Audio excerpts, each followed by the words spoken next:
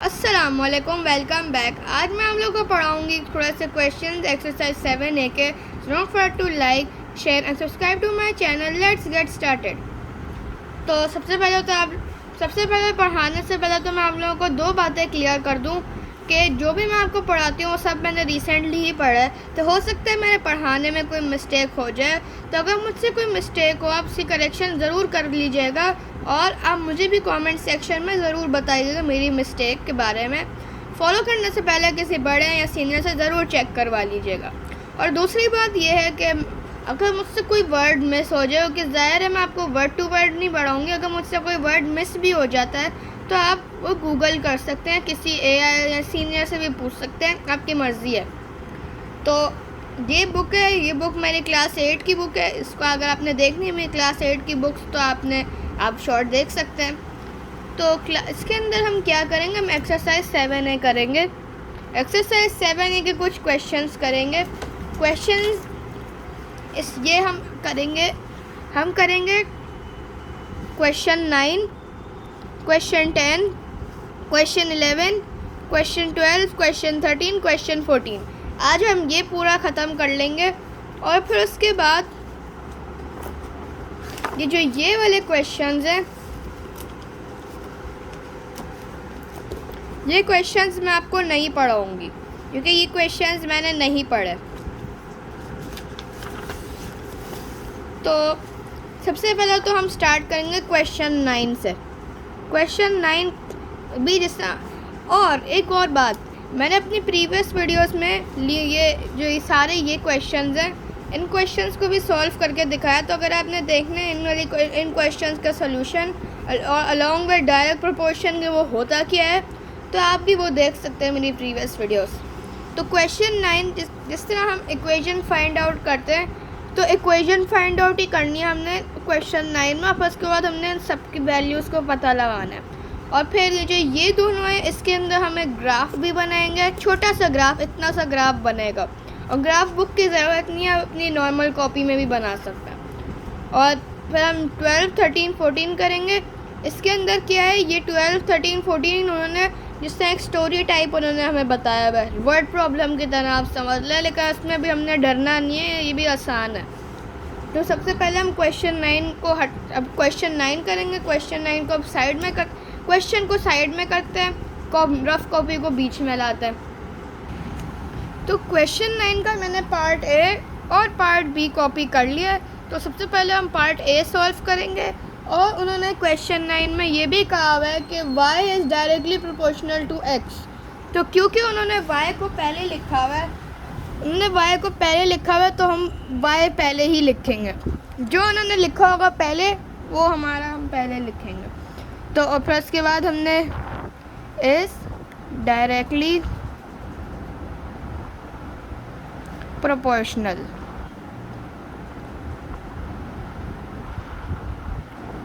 To x। तो मैंने अपनी प्रीवियस वीडियो में भी आप लोगों को यही कहा था। हमने सबसे पहले अब स्टेटमेंट में से देखना कि वो लोग क्या कर रहे हैं, क्या कह रहे हैं। जैसे अगर वो कहेंगे x is directly proportional to y, तो हम x को पहले लिख देते हैं। जो उन्होंने पहले लिखा होगा वो हम पहले लिखेंगे। और हमने बस यही लिखा, वो भी खुद कह रहे हैं y is directly proportional to x। तो अभी तक हमने सिर्फ एक जो क्वेश्चन है उसमें से हमने ये निकाली है स्टेटमेंट। फिर उसके बाद अब हम क्या करेंगे, जो हमने इतना बड़ा ये लिखा है इसको हम चेंज कर देंगे एक छोटे से साइन में। ये भी मैंने अपनी प्रीवियस वीडियो में समझाया था। और फिर उसके बाद हम ऐसे जो y और x है इसको हम एज इट इज़ यहाँ पे लिख देंगे। ठीक है, अब इस साइन को हम कैसे सॉल्व करेंगे, इस साइन को हम बदल देंगे इज़ इक्वल्स टू k में। बदल दिया। अब ये जो y और x है इसको भी हम एज इट इज़ लिखेंगे y x। तो अब ये है y is equals to k x। जब इस तरह की आपके पास कोई इक्वेशन हो, जब आप इज़ इक्वल्स टू k लगाते हैं, तो ये हमारी है इक्वेशन 1। इक्वेशन 1 क्यों है आपको अभी आगे पता चल जाएगा। अब हम इसको सॉल्व करेंगे। सबसे पहले हम अपना टेबल देखेंगे। टेबल में से सारे जिस तरह ये उन्होंने एक कुछ के x दिए हैं, कुछ के x दिए हुए हैं और हमें y फाइंड आउट करना है, कुछ के y दिए हुए हैं, कुछ हमने x फाइंड आउट करना है। और एक बीच में ऐसा जिसका x भी दिया हुआ है और y भी दिया हुआ है, ऐसा होगा। और तो फिर अब हमने क्या करना है, y की वैल्यू उन्होंने हमें क्या दी है 6, तो हम 6 लिखेंगे y में, और x की वैल्यू उन्होंने हमें 24 दिया हुआ है, तो इसीलिए हम 24 लिखेंगे x की जगह पे, k मल्टीप्लाइड बाय 24। ये जो भी जिस तरह ये हम जब इस वेरिएबल की वैल्यू लिखेंगे, ये तो अननोन है k अभी, तो जब हम वेरिएबल की वैल्यू लिखेंगे तो मल्टीप्लाई होगा बीच में, तब मल्टीप्लाई हो गया 6 इज इक्वल्स टू k, ये बन जाएगा 24k। अब क्या होगा, 6/24 होगा। कि हम 24 को ऊपर क्यों नहीं कर रहे, यानी न्यूमरेटर में क्यों नहीं कर रहे, क्योंकि ये जो 24 है ये भी एक वेरिएबल के साथ, और जो नंबर वेरिएबल के साथ होता है वो हमेशा डिनोमिनेटर फॉर्म में आता है, इज इक्वल्स टू k। अब 6 अब डिवाइडेड बाय 24 मैं करके आपको आंसर बताती हूँ।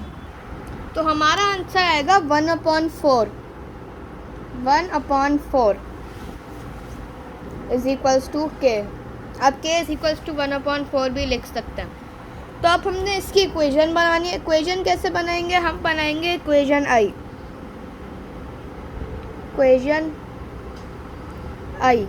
इक्वेशन i का मतलब है इक्वेशन इम्पॉर्टेंट, यानी इम्पॉर्टेंट इक्वेशन है ये। और अब हम कैसे बनाएंगे, अब हमने इक्वेशन 1 को यहाँ पे शिफ्ट करना है इक्वेशन i बनाने के लिए, लेकिन इसके अंदर एक चेंज हम करेंगे। k की वैल्यू अभी हमने क्या फाइंड आउट की, 1/4, तो अब हम k की जगह पे 1/4 लिखेंगे। y और x को हम एम्प्टी छोड़ेंगे, यानी वेरिएबल में लिखेंगे, लेकिन k की वैल्यू को हम सब्स्टिट्यूट कर देंगे। हमने अभी फाइंड की k की वैल्यू, तो हम k को सब्स्टिट्यूट कर देंगे। तो हमारी थी y इज इक्वल्स टू, अब k की जगह पे 1/4x, ये हमारी इक्वेशन i बन गई, हमारी इक्वेशन बन गई। इससे ही अब हम इस टेबल को भी सॉल्व करेंगे। तो अब टेबल को भी हम इजी तरीके से सॉल्व करते हैं। मैं वर्किंग नहीं कर रही, जिससे मैं आपको कैलकुलेटर में करके दिखाऊंगी।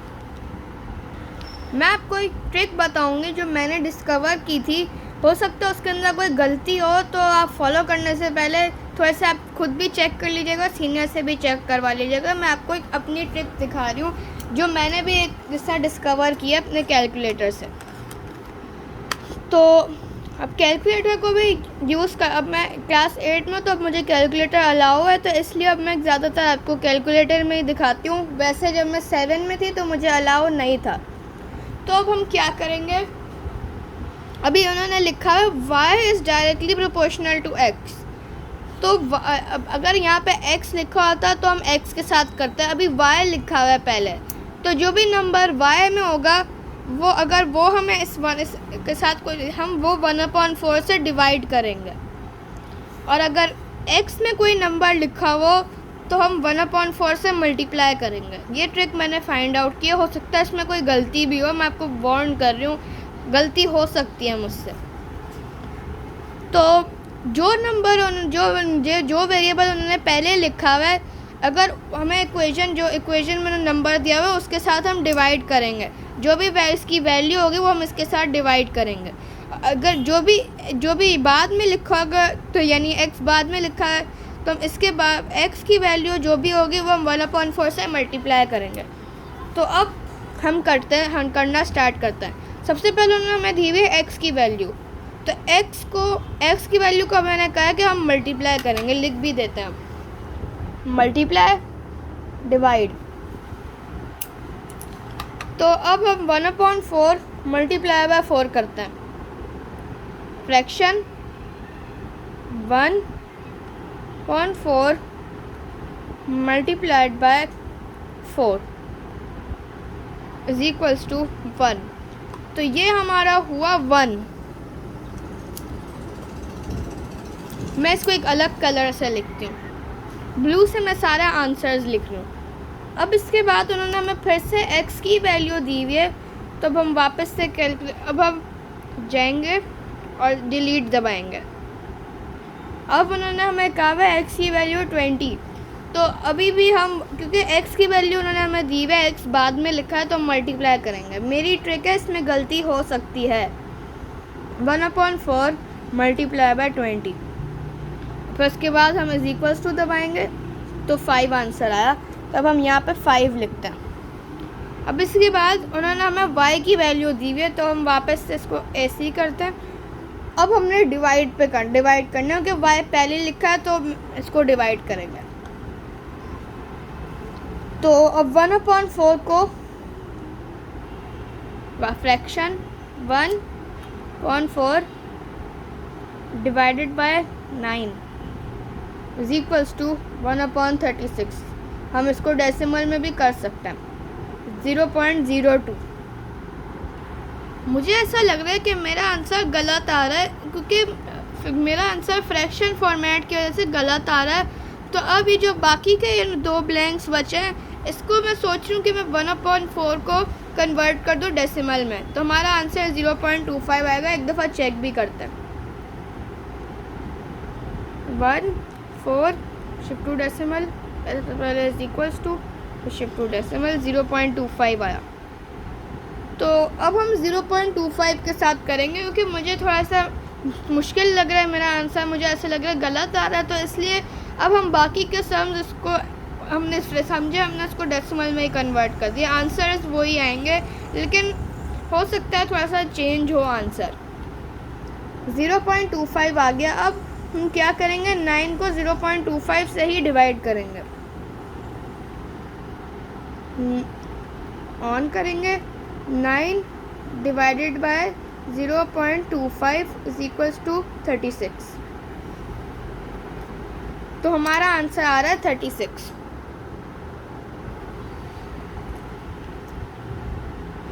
अब हम क्या करेंगे, इसी तरह से अब उन्होंने हमें 11 दिया हुआ है, तो हम क्या करेंगे, 11 divided by 0.25 is equals to 44।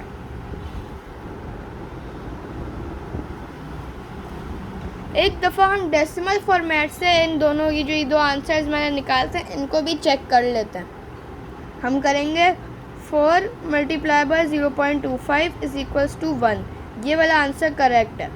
अब इसके बाद हम क्या करेंगे, हम वापस से करेंगे 20 मल्टीप्लाई बाय एक मिनट मैं गलती कर दी, 20 multiply by 0.25 is equals to 5। ये वाला आंसर भी सही है। तो फ्रैक्शन फॉर्मेट, अगर आप मल्टीप्लिकेशन कर रहे हैं फ्रैक्शन फॉर्मेट के साथ तो वो बहुत इजी है, लेकिन अगर आप फ्रैक्शन फॉर्मेट के साथ डिवीज़न कर रहे हैं तो वो थोड़ा सा हार्ड होगा।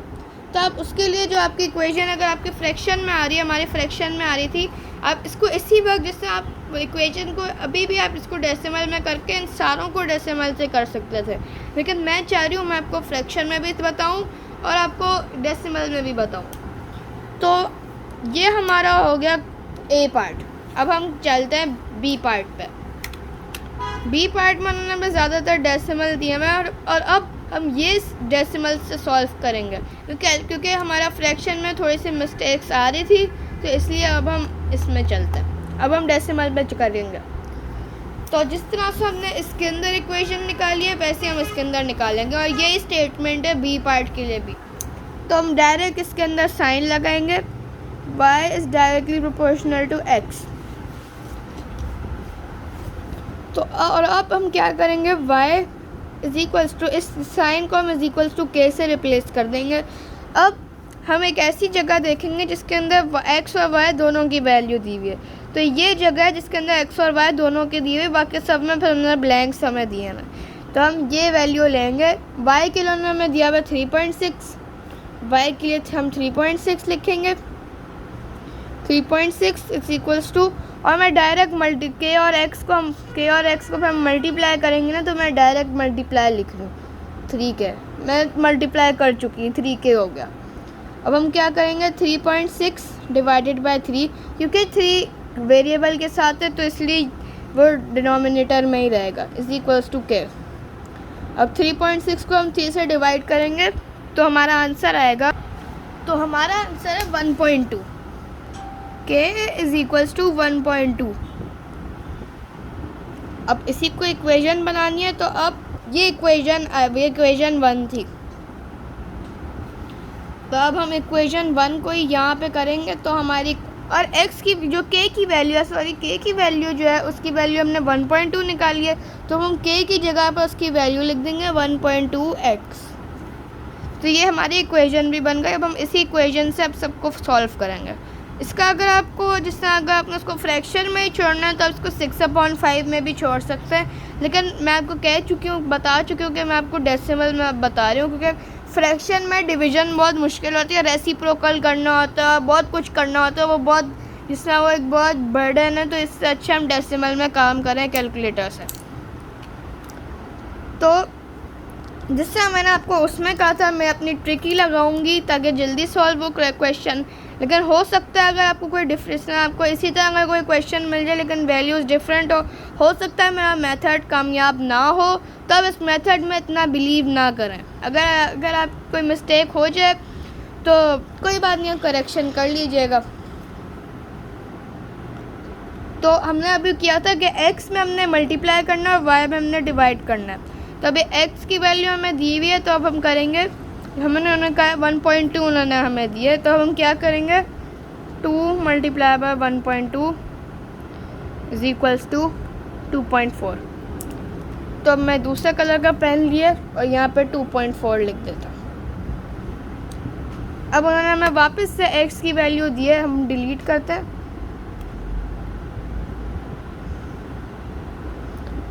और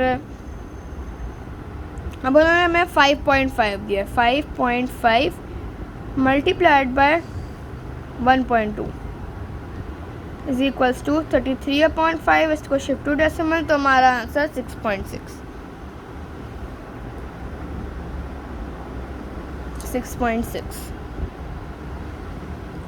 अब उन्होंने हमें y की वैल्यू दी है, तो अब हमने डिवाइड कैसे करना है। जो हमारा उन्होंने हमें ये दिया हुआ है 1.2, या एंड में लिखेंगे, यानी अगर आप फ्रैक्शन फॉर्मेट में कर रहे हैं डिवीज़न तो ये डिनोमिनेटर फॉर्म में आएगा। जिससे अगर आप ऐसी डिवीज़न का सम बना रहे हैं तो जैसा फॉर एग्जांपल हम 9.6 अगर हम मल्टीप्लाई करें 9.6 डिवाइडेड बाय 1.2 से डिवाइड किया जाएगा।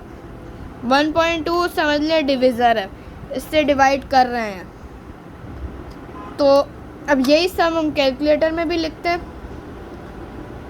9.6 divided by 1.2 is equals to 8। तो अब हम लिखते हैं यहाँ पे 8। अब हम इसी तरह का अब उन्होंने हमें दिया हुआ है 11.4, तो 11.4 को हम फ्रैक्शन फॉर्मेट में सॉल्व करते हैं। फ्रैक्शन फॉर्मेट 11.4 और फिर उसके बाद उन्होंने 1.2। तो अगर आप फ्रैक्शन फॉर्मेट में करें तो 1.2 नीचे आएगा, क्योंकि 1.2 वेरिएबल के साथ है। फिर आंसर आएगा 19/2 शिफ्ट टू डेसिमल 9.5।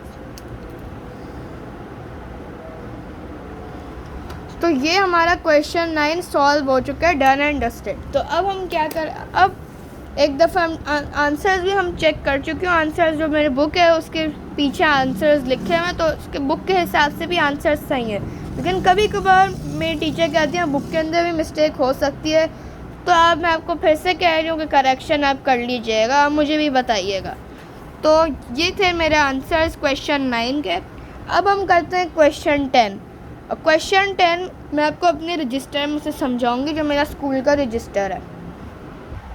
अब हम सबसे पहले क्वेश्चन 10 को पढ़ते हैं। If y is directly proportional to x and y is equals to 20 when x is equals to 5। सबसे पहले तो हमने इक्वेशन फाइंड आउट करनी है और फिर उसके बाद हमने ग्राफ बनाना है। ग्राफ मैं आपको बताऊंगी, इक्वेशन मैं सॉल्व करूंगी, इक्वेशन बनाऊंगी मैं, और आप देखिएगा कि मैंने इक्वेशन आपको बहुत ज़्यादा समझाई है। इक्वेशन आपने समझनी है फिर से तो आप मेरी प्रीवियस वीडियो देखिए। तो इन्होंने हमें कहा कि क्वेश्चन के अंदर y डायरेक्टली प्रोपोर्शनल है x को, तो यानी y पहले आएगा x बाद में आएगा। तो हम बुक को कर देते साइड में। तो मैंने डायरेक्ट इसके अंदर लिख दिया y is directly proportional to x, मैंने लिख दिया। फिर उसके बाद हमने इज इक्वल्स टू k से रिप्लेस किया। फिर हमने y और x की वैल्यू सब्सटीट्यूट की। y की वैल्यू उन्होंने हमें 20 दी हुई है और x की वैल्यू उन्होंने हमें 5 दी हुई है। फिर उसके बाद हमने डिवाइड किया, क्योंकि 5 वेरिएबल के साथ था तो इसीलिए हमने इसको डिनोमिनेटर फॉर्म में रखा है। फिर हमारा आंसर आएगा k is equals to 4 answer आएगा। फिर से हमने इक्वेशन बनाई y is equals to 4x। Equation 1 से हमने इक्वेशन i बना ली। अब हम करेंगे ग्राफ कैसे बनाना है।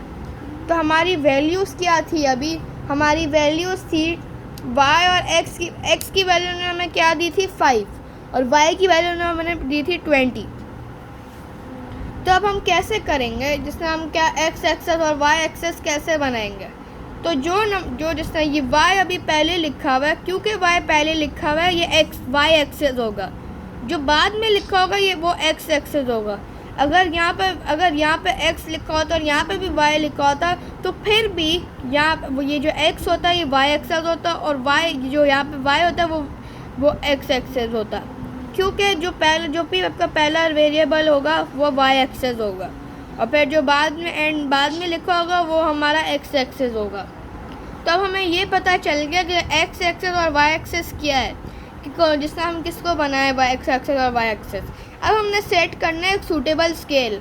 तो हमारे y की वैल्यू ने हमें दी हुई है 20 और वो y हमारा y एक्सेस है, तो 20 हमें दी हुई है। तो हम 20 के लिए एक सूटेबल स्केल है 5, क्योंकि उससे हमारा ग्राफ छोटा बनेगा। अगर आप 1 यूनिट जिसका 1 box is equals to 1 unit करेंगे आप तो इतना बड़ा ग्राफ बन जाएगा। हमने छोटा सा ग्राफ बनाना है तो हम 5 के टेबल को लिख लेते हैं 5, 10, 15, 20, 25। हमने 25 तक क्यों बनाया, 20 तक क्यों नहीं बनाया, एक नंबर एक्स्ट्रा बनाना ज़रूरी है। 20 के बाद हमें 20 तक उन्होंने बताया हुआ, तो 20 के बाद एक और नंबर आप एक्स्ट्रा कर दें 25, तो फिर हमारा ये y एक्सेस कंप्लीट हो जाएगी। अब हमारा ये x एक्सेस है इसको भी हमने कंप्लीट करना है। x एक्सेस पर उन्होंने हमें 5 दिया है, तो 5 के लिए अगर हम 5 के लिए 1 box is equals to 1 unit ही सही रहेगा। 1 box is equals to 1 unit ही सही रहेगा, क्योंकि ये तो इतना सही होगा। तो हम अगर इसके अंदर कोई और स्केल लगाएंगे तो इतना पतला ग्राफ हो जाएगा, पतला सा बनेगा। हमें पतला नहीं, थोड़ा सा चौड़ा हो लेकिन लंबा भी ना हो और ज़्यादा चौड़ा भी ना हो, नॉर्मल ग्राफ हो। तो ये हमारा नॉर्मल ग्राफ बना। हमने y एक्सेस का स्केल भी यहाँ पे लिखा हुआ है और x एक्सेस का भी स्केल यहाँ पे लिखा हुआ है। और फिर अब हमने क्या किया, उन्होंने हम सब ये y एक्सेस थी और ये x एक्सेस थी। तो y एक्सेस की वैल्यू उन्होंने हमें दी थी 20 और x की उन्होंने हमें दी थी 5। तो इसी तरह से जिस तरह हमने यहाँ पे एक एक्स्ट्रा नंबर बनाया था, यहाँ पे भी हमने एक्स्ट्रा बनाया। तो 20 हमारा किधर जा रहा है, यहाँ पे, और 5 हमारा किधर जा रहा है, यहाँ पे। तो हमने यहाँ पे एक डॉट लगा दिया, आप क्रॉस भी लगा सकते हैं। और फिर उसके बाद ये हमारा है, ये हमारा ओरिजिन है, ओरिजिन यानी 0। तो और ये हमने 0 से लाइन बनाते हुए जाना है, इस डॉट को कनेक्ट करना है। ये बन गया हमारा डायरेक्ट प्रोपोर्शन का ग्राफ।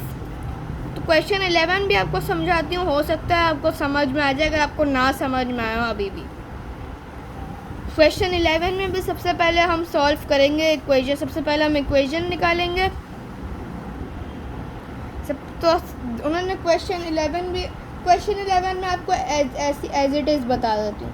क्वेश्चन 11 में उन्होंने हमें कहा है if z is directly proportional to y and z is equals to 48 when y is equals to 6। तो उन्होंने पूछा हमसे कि उन्होंने हमें कहा कि इक्वेशन बनानी है और हमने ग्राफ बनाना है ऑफ z अगेंस्ट y। तो z डायरेक्टली प्रोपोर्शनल है y से, तो ये स्टेटमेंट हमने लिख ली, z directly proportional to y। फिर हमने साइन को इज इक्वल्स टू k से रिप्लेस किया, z की वैल्यू 48 लिखी, y की वैल्यू हमने 6 लिखी और मल्टीप्लाई कर दिया, k मल्टीप्लाई बाय 6 कर दिया 6k। अब हम क्या करेंगे, 6 दूसरी साइड पे जाके डिवाइड होगा, 48 डिवाइडेड बाय 6 के आंसर आ जाएगा फिर हमारा। तो 8 हमारा आंसर है 8, तो k 8 है। फिर हम इक्वेशन बनाएंगे, इक्वेशन 1 से z is equals to 8y, ये हमारी इक्वेशन बन गई। अब हमने ग्राफ बनाना है। ग्राफ में अब z क्या है और y क्या है। z हमारा y एक्सेस होगा क्योंकि z पहले लिखा हुआ है, और y हमारा x एक्सेस होगा क्योंकि y बाद में लिखा हुआ है। तो अब मैंने नेक्स्ट पेज पे ग्राफ बनाया है। हमारा जो z था उसको हमने y एक्सिस बनाया और x को हमने और जो y था उसको हमने x एक्सिस बनाया। z की वैल्यू उन्होंने 48 दी थी, तो 48 के लिए एक सूटेबल स्केल मुझे लगा कि 6 है। आप और भी कोई अगर आपको स्केल पता हो वो भी कर सकते हैं, लेकिन आपका ग्राफ थोड़ा तो बड़ा हो, नज़र तो है ग्राफ, इतना सा ग्राफ पर नज़र नहीं आएगा, तो थोड़ा बड़ा ग्राफ के लिए सूटेबल स्केल मुझे लगा 6 है, 6 का टेबल। और इसके लिए 1 यूनिट ही काफ़ी है। 1 box is equals to 1 unit. इसके अंदर मैंने स्केल नहीं लिखा, अगर आपने लिखना होगा आप लिख भी सकते हैं, मैं बाद में लिख लूँगी स्केल।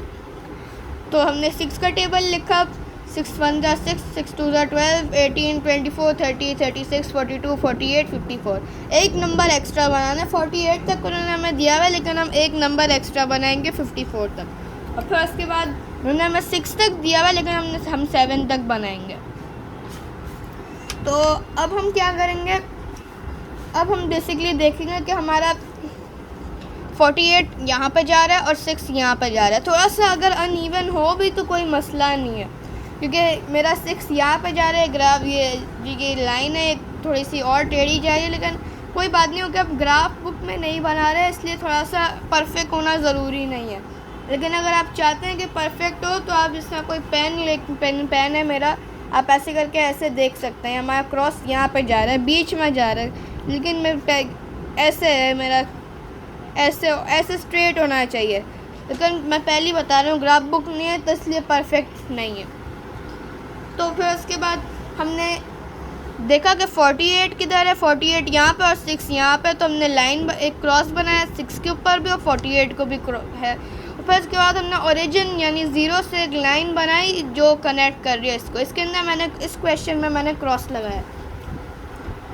अब मैं उम्मीद करती हूँ आपको क्वेश्चन 10 और क्वेश्चन 11 समझ में आ गया होगा। अब हम क्या करेंगे, अब हम पढ़ेंगे क्वेश्चन 12, 13, 14। ये मुझे होमवर्क मिला था तो मैं आपके सामने इस होमवर्क को सॉल्व करती हूँ। तो अब हम स्टार्ट करते हैं मैं होमवर्क के साथ। तो ये जो नेट अब हम करेंगे क्वेश्चन 12, 13, 14। ये भी आसान है, इसके अंदर ये जिस तरह थोड़े से वर्ड प्रॉब्लम बेस्ड है और हमने इसके अंदर भी डरना नहीं है, हम इसको भी सॉल्व करेंगे। तो अब हम क्या करेंगे, हम सबसे पहले पढ़ते हैं। The net force F newtons needed to push a block along a horizontal surface is directly proportional to the mass m kg of the block. तो उन्होंने हमें क्या कहा है, उन्होंने हमें कहा है कि जो F है, F क्या है, न्यूटन्स, जो कितने न्यूटन्स की ज़रूरत है कि ब्लॉक को आप पुश कर सकें, वो F डायरेक्टली प्रोपोर्शनल। सीधा अगर हम करें तो उन्होंने कहा है कि F डायरेक्टली प्रोपोर्शनल है M को, जो m kg है। सीधा हम अगर करें, क्योंकि बाकी सारे उन्होंने कहानी लिखी है कंफ्यूज करने के लिए, लेकिन हम कंफ्यूज नहीं होंगे। उन्होंने कहा है कि F न्यूटन्स डायरेक्टली प्रोपोर्शनल है m kg को। तो अब उन्होंने हमें वैल्यू भी दी है, m 5 है, थोड़ा सा मैंने अंडरलाइन नीचे कर दिया। When m is equals to 5, F is equals to 49। जब m 5 होगा तो F 49 है, यानी जब ब्लॉक का मास 5 होगा तो जो न्यूटन्स हैं वो 49 होगा। तो अब हमने एक इक्वेशन फाइंड आउट करनी है जो F और M को जो F और M को कनेक्ट करेगी। इक्वेशन फाइंड आउट करते हैं। सबसे पहले क्वेश्चन को हम साइड में करते हैं। तो उन्होंने हमें क्वेश्चन 12 में कहा है कि F डायरेक्टली प्रोपोर्शनल है M को। तो सबसे पहले F आएगा, F directly proportional to M। तो और अब उसके बाद हम इस साइन को K से रिप्लेस करेंगे, F is equals to KM। अब जो F और M की वैल्यूज़ हैं, F की उन्होंने वैल्यू हमें बताई है 49 और उन्होंने हमें बताई है जो m kg है उसकी उन्होंने हमें वैल्यू बताई है 5। तो मैं इसको डायरेक्ट 5k लिख देती हूँ। अब हम क्या करेंगे, इस 49 डिवाइडेड बाय 5 करेंगे। ये 5 यहाँ पे जाके डिवाइड होगा इससे और डिनोमिनेटर में रहेगा 49 is equal upon 5 is equals to k। जो आंसर आएगा वो हमारा के होगा। आंसर भी अब मैं कैलकुलेट करती हूँ। तो आंसर 9.8 आएगा। 9.8 इज इक्वल्स टू के। ये क्वेश्चन है ये भी मिस ने समझाया था, तो अब मैं खुद से कर रही हूँ। तो इसके अंदर ख़ास ख्याल रखिएगा कि मिस्टेक हो सकती है कि होमवर्क है, मैं फ़र्स्ट टाइम इस तरह का कोई क्वेश्चन कर रही हूँ। तो 9.8 के हमारा आंसर आएगा। 9.8 इज इक्वल्स टू के आंसर आएगा। इसकी इक्वेशन बनाएंगे तो इक्वेशन बनेगी, ये हमारी इक्वेशन 1 है। एफ इज इक्वल्स टू के एम, ये हमारी इक्वेशन 1 है। और अब हम इसकी इक्वेशन कैसे बनाएंगे, जो के की वैल्यू है वो हमने 9.8 निकाली है। तो अब हम के की वैल्यू, के की जगह पे जो के जहाँ पे के लिखा है उसके बजाय 9.8 लिखेंगे। F is equals to 9.8 M. और फिर हम, मेरी मिस कहती हैं कि इक्वेशन को बॉक्स करना है, तो मैं इक्वेशन को बॉक्स में डाल देती हूँ। इक्वेशन अब हाईलाइट हुई है इस तरीके से। हमने इक्वेशन तो फाइंड आउट कर लिए। अब नेक्स्ट वो लोग कह रहे हैं कि अब हमने फाइंड आउट करना है, find the value of f when m is equals to 14। तो अब जब उन्होंने हमें कहा है कि हमने f की वैल्यू फाइंड करनी है जब उन्होंने हमें m की वैल्यू दी हुई है। तो ये भी बहुत आसान होगा इसको, जिस तरह अब हम करेंगे पार्ट 2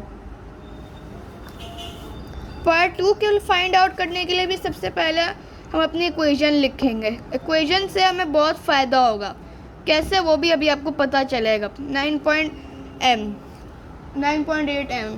तो अब हमने क्या करना है, उन्होंने हमें m की वैल्यू बताई है। m की वैल्यू ने हमें कहा है 14 है, तो m की जगह पे अब हम 14 लिखेंगे।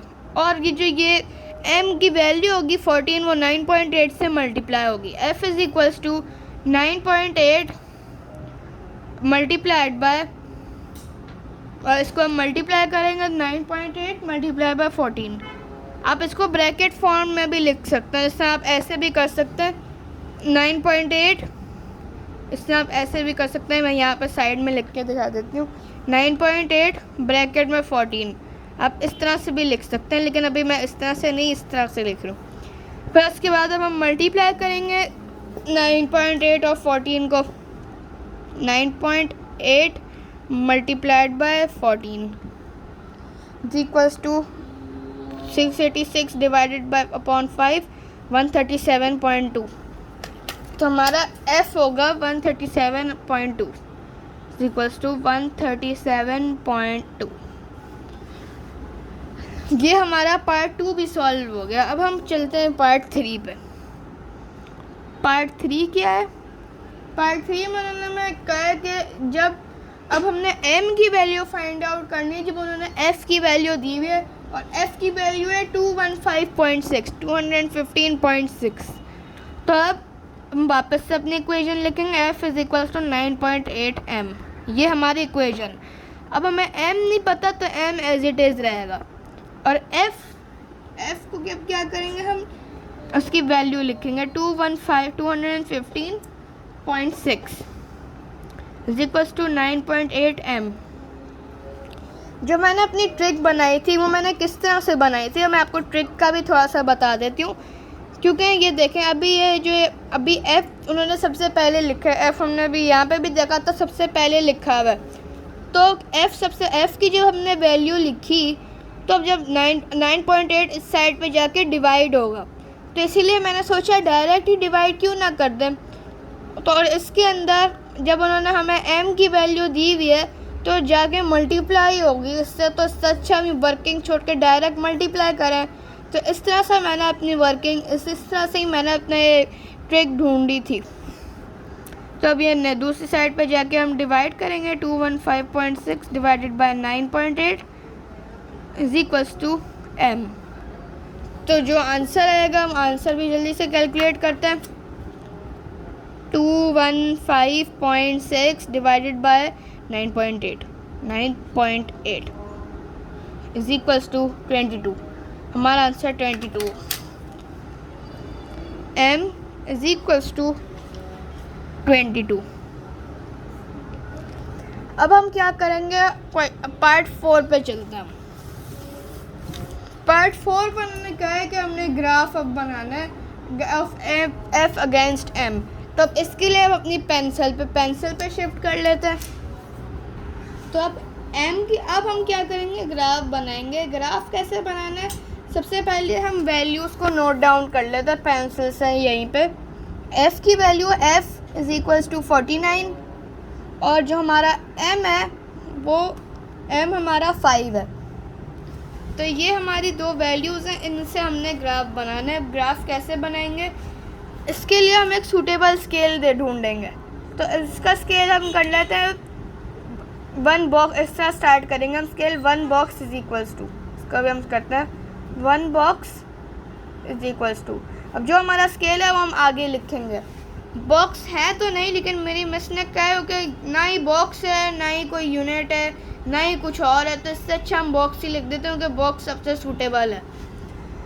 तो फिर अब हमारा स्केल क्या है, इसके लिए मेरे हिसाब से हमें 7 के टेबल के लिए जाना चाहिए, क्योंकि 7 के टेबल में ग्राफ भी हमारा छोटा बनेगा। अगर आप करेंगे 1 यूनिट, जिससे आप 1 box is equals to 1 unit इस तरह करेंगे कि 1 2 3 4 5 6 7 8 9 इस तरह करके अगर आप जाएंगे तो बहुत बड़ा ग्राफ बनेगा। छोटे ग्राफ के लिए हम 7 के टेबल के साथ जाते हैं, 7 यूनिट्स।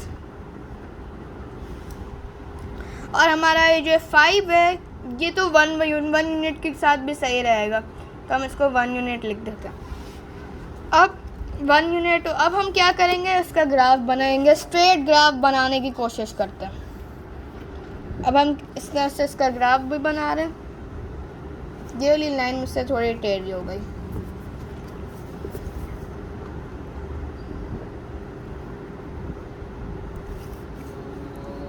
यूँ इस तरह से हमने हमारा ग्राफ कुछ इस तरह से दिखेगा। और कोशिश कीजिएगा कि लाइन स्ट्रेट बने, ताकि हमारी ग्राफ परफेक्ट, ज़्यादा से ज़्यादा परफेक्ट बन सके, परफेक्ट। क्योंकि अगर हम ग्राफ पेपर के बगैर भी ग्राफ परफेक्ट बना रहे हैं तो इससे अच्छी बात क्या है। तो अब हम क्या करेंगे, ये तो हमारा ओरिजिन है। आप चाहें तो आप इसको लेबल भी कर सकते हैं, मैं लेबल नहीं कर रही अभी।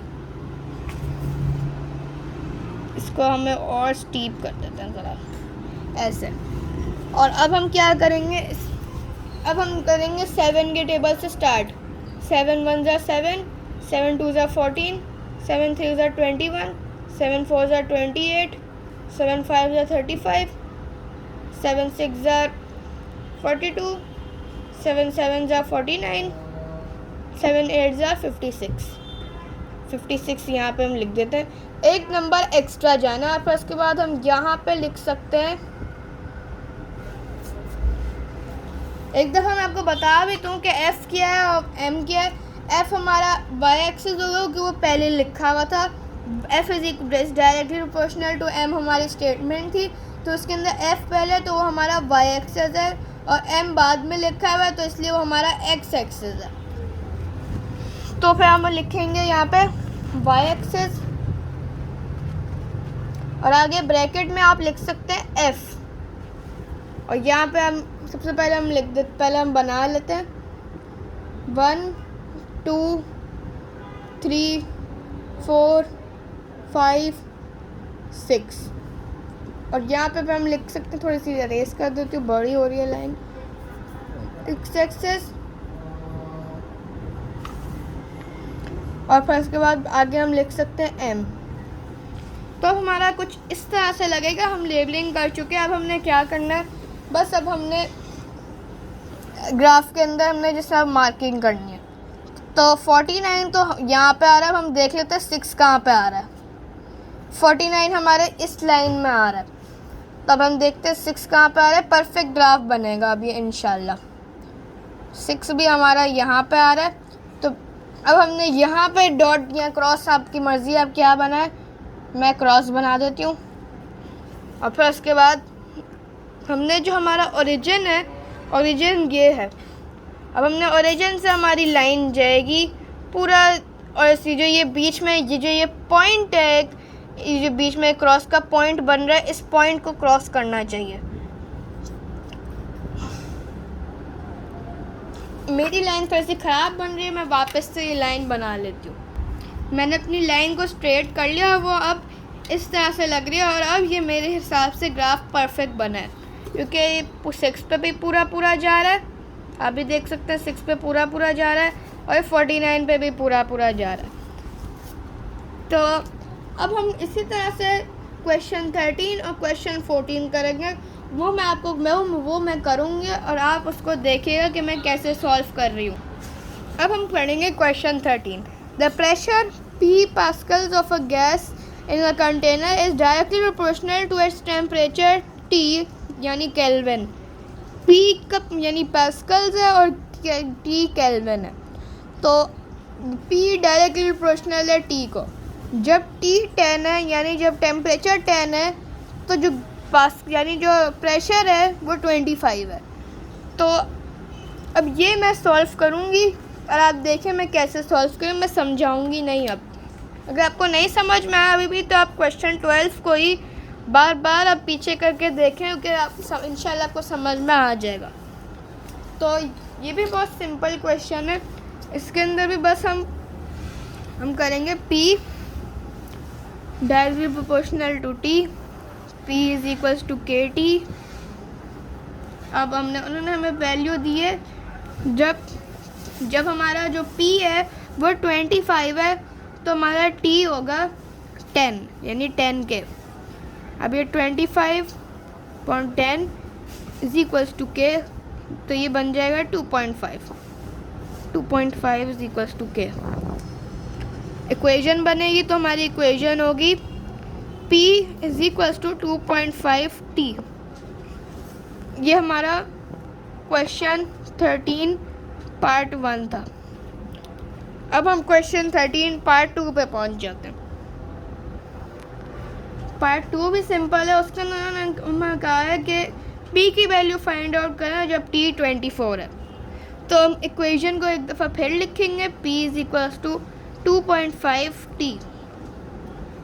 और अब हम क्या करेंगे, जो उन्होंने हमें दिए T की value 24, P is equals to 2.5 24, इसको मैं ब्रैकेट में लिख दिया 24। और फिर इसके बाद हमने इनको मल्टीप्लाई करेंगे, इन दोनों को मल्टीप्लाई करेंगे तो हमारा आंसर भी आ जाएगा।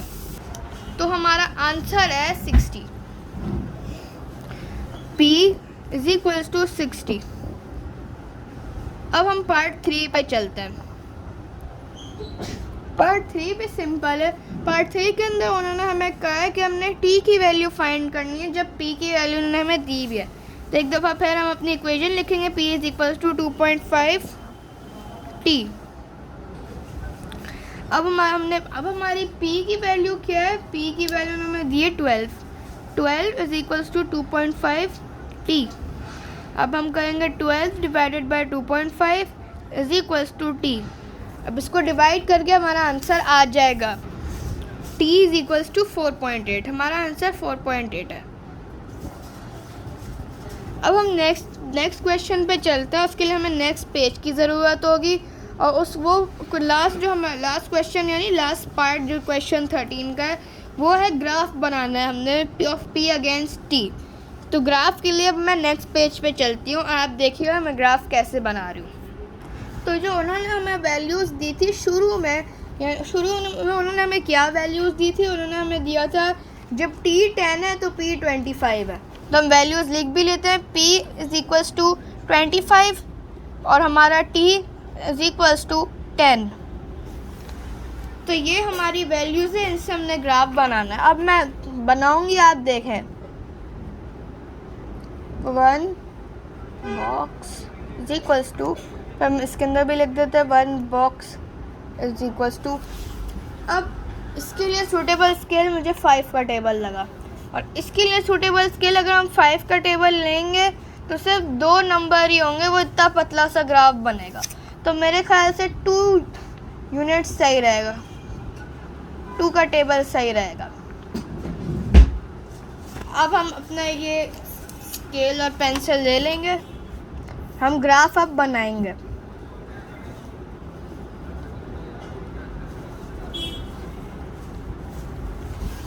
और फिर अब हम यहाँ से भी बनाएंगे ग्राफ।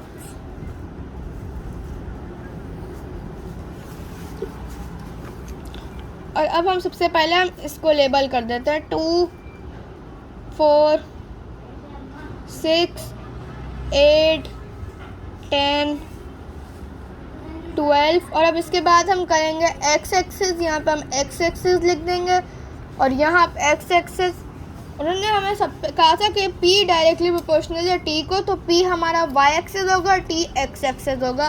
तो हम यहाँ पे लिख देंगे T और यहाँ पे लिख देंगे P, यानी y एक्सिस।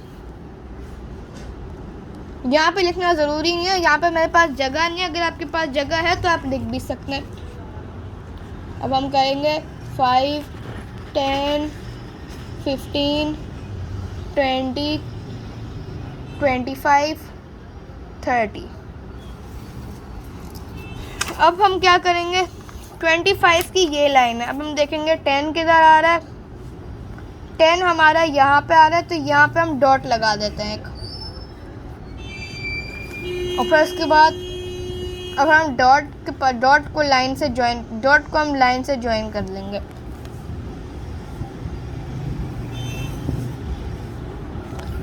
ये हमारा कनेक्ट हो गया ग्राफ, ये हमारा ग्राफ बन गया। अब क्वेश्चन 14 मैं करूँगी, फिर मैं आपको दिखाऊंगी मैंने क्या किया। क्वेश्चन 14 मैं कैमरे के सामने नहीं करूँगी। क्वेश्चन 14 तो मैंने ये क्वेश्चन 14 सॉल्व कर लिया है। आप भी इसकी वर्किंग देख सकते हैं। अगर आपने देखनी है वर्किंग यानी लिखनी है आपने कहीं, तो आप पॉज करके देख सकते हैं। मैंने वर्किंग भी कर लिया और मैंने इसका ग्राफ भी बना लिया। जिस तरह से मैंने आप लोगों को समझाया वैसे ही मैंने बनाया। तो गाइस आई होप आप लोगों को क्वेश्चन समझ में आ गए होंगे। इंशाल्लाह मिलते हैं आपसे नेक्स्ट वीडियो या शॉर्ट में। तब तक के लिए अल्लाह हाफिज़। Thanks for watching.